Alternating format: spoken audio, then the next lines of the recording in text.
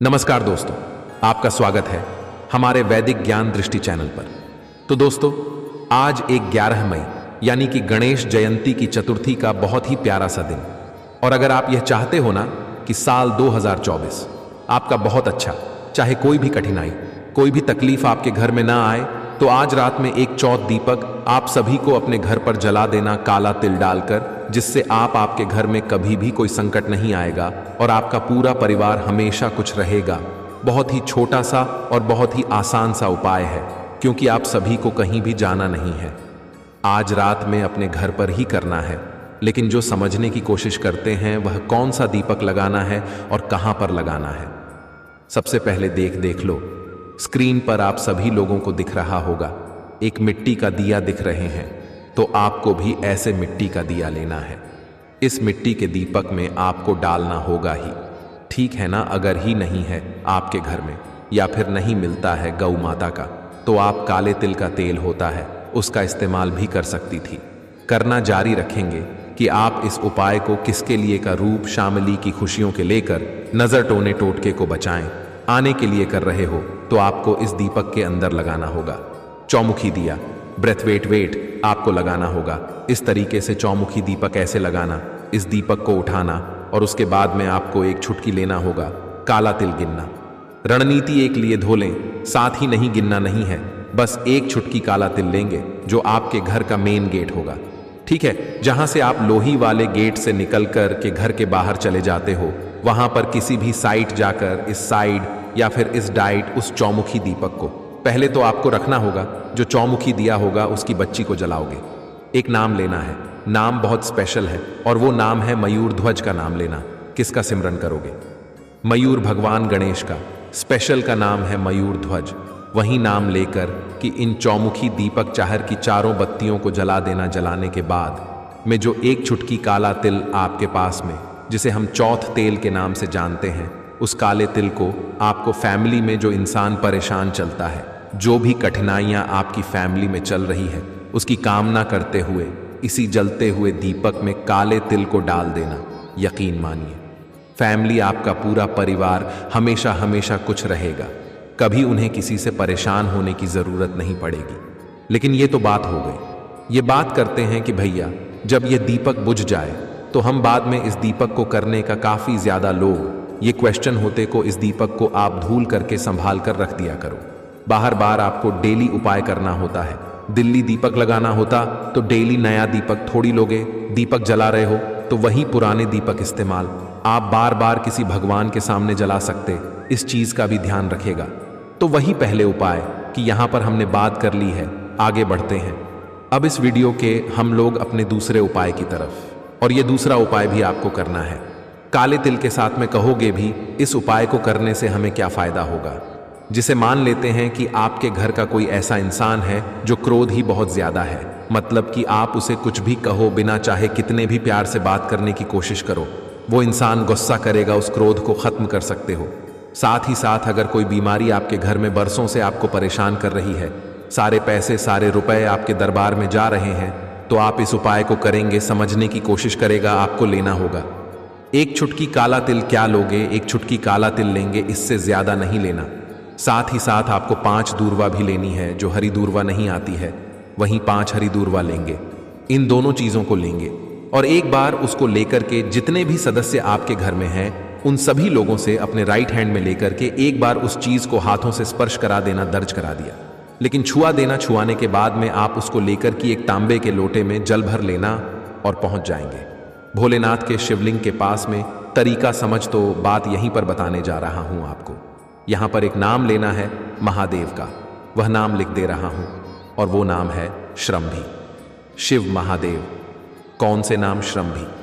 शिविर महादेव के नाम से शिवलिंग के ऊपर आपको उन चीजों को नहीं रखना है जो इंसान बीमार है या फिर जो इंसान आपके घर में बहुत दिनों से क्रोध कर रहा है। उस इंसान का नाम और गोत्र बोलकर के श्रम देश भर महादेव के नाम से आपको यहीं पर माता अशोक सुंदरी के स्थान पर काले तिल और डूबा को रख देना। टिकना रख दिया।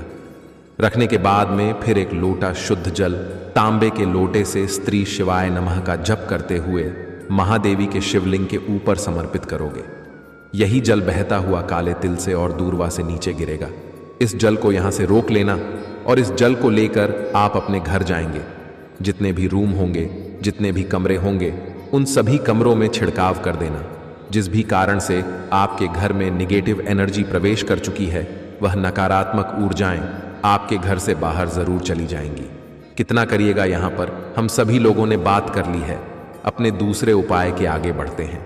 अब इस वीडियो के हम लोग तीसरे उपाय के दिन ये उपाय कैसे करना है, जैसे क्या क्या फायदे होंगे, उन्हें आपको बताऊंगा जब आप करेंगे वीडियो को लाइक। और मेरे जितने भी भाई बहन आवाज मेरी पहली बार सुन रहे हैं, चैनल को जरूर सब्सक्राइब करना ना समझने की कोशिश करते हैं। इस उपाय को देखो तो शनिवार का दिन है आज और ऊपर से चतुर्थी के दिन पड़ रहे, तो आपको क्या करना है, अपने घर में पितरों को खुश कर सकते हैं। इसके लिए आप इस उपाय को जरूर करेगा, लेकिन बहुत ही प्यारा सा उपाय आपको लेना होगा। काला तिल 3 ने 1 से 2 चम्मच काला लेना, बहुत ज्यादा मत लेना।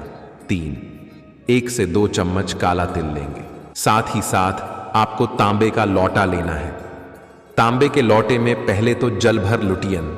अगर उस काले तिल को आप पीसी सकती हो तो बहुत अच्छी बात, नहीं पी सकते हो तो वैसे का वैसा ही काला तिल तांबे के लोटे में डाल दिया। अब इस तांबे के लोटे को उठाएंगे आपके घर में, जहां पे भी, चाहे किचन में या तो घर के बाहर कहीं पर भी पीने का पानी रखा जाता है, आरोप में वो बॉटल में रखते हुए, बाल्टी में रखते हुए, नल, वह कोई भी हो जहां से पीने का स्रोत होता है पानी का, वहां पर पूरी रात, शनिवार के दिन पूरी रात आपको क्या करना होगा, इसको समझ करके रख देना, टिकना। और उसके बाद में शनिवार भी रखा रहने दोगे। और कितने दिन, रविवार, यानी शनिवार और रविवार दोनों दिन आपको रखा रहने देना है। रखने के बाद में अगले दिन सोमवार पड़ेगा। सोमवार के दिन आप इस कलश को उठाना और आपके घर के आसपास में जो भी पीपल का पेड़ हो उसके नीचे जाकर करके पितृदेवता माँ का नाम लेने आप में लिख रहा हूं। पितृदेवता कौन से हैं माँ का नाम लेकर, कि वह पूरा का पूरा जल अगर आप पीपल पेड़ की जड़ में समर्पित कर देते हैं तो यकीन मानिए आपके घर में पितृ दोष की वजह से जो भी समस्याएं चल रही हैं या चलने वाली है, उस सारी समस्याएं आपके घर से बाहर जरूर चली जाएगी। लेकिन यह उपाय सिर्फ और सिर्फ शनिवार के दिन ही किया जाता है और किसी भी दिन नहीं करते, जिससे हम अपने पिता को बहुत ज्यादा खुश कर सकते हैं। न करिएगा, जरूर आगे बढ़ते हैं इस वीडियो के लोग सबसे आखिरी और बहुत ही छोटे से उपाय की तरफ, जो कि चौथा है। हे माता लक्ष्मी, यह जो भक्त आपके इस वीडियो को देखने आ रहे हैं, आपसे हाथ जोड़कर निवेदन है कि इनके जीवन में जो दुख दर्द है उन्हें खत्म कर दीजिए। यह भक्त बहुत ही दयालु है दोस्तों। इस उपाय को करने समय फायदा क्या होगा, आपकी बरसों पुरानी कोई भी ऐसी इच्छा है, कोई भी ऐसी मनोकामना है, उस इच्छा मनोकामना को आप पूरी कर सकती हैं। ना समझने की कोशिश करें। सबसे पहले तो स्किन के आप सभी लोग को दिख रहा होगा सरसों का तेल। अब शनिवार का दिन है तो सरसों का तेल तो जरूर लेना चाहिए। तो आपको ज्यादा नहीं, 1 से 2 चम्मच सरसों का तेल लेना है। सरसों के तेल के साथ में आपको एक बेलपत्र भी लेनी है, जो कि बहुत ही प्यारी सी और सुंदर सी हो। बेलपत्र ले लिया। बेलपत्र को लेने के बाद में तांबे के लोटे में जल भरें। गीतिका ने इन सभी चीजों को लेकर पहुंचेंगे। भोलेनाथ के शिवलिंग के पास में एक चीज का विशेष ध्यान रखिएगा, आपको इस उपाय के लिए कहीं जाने की जरूरत नहीं है। आप चाहे तो इस उपाय को अपने घर पर कर सकते हैं। सुबह से लेकर की शाम तक के सबसे पहले क्रम समझेगा। आपके पास में एक तांबे के लोटे में जल है, आपके पास में थोड़ा सा सरसों का तेल है। सबसे पहले सरसों का तेल आपको भोलेनाथ के शिवलिंग के ऊपर काशी विश्वनाथ महादेव के नाम से समर्पित करना। किसके नाम से? काशी विश्वनाथ महादेव।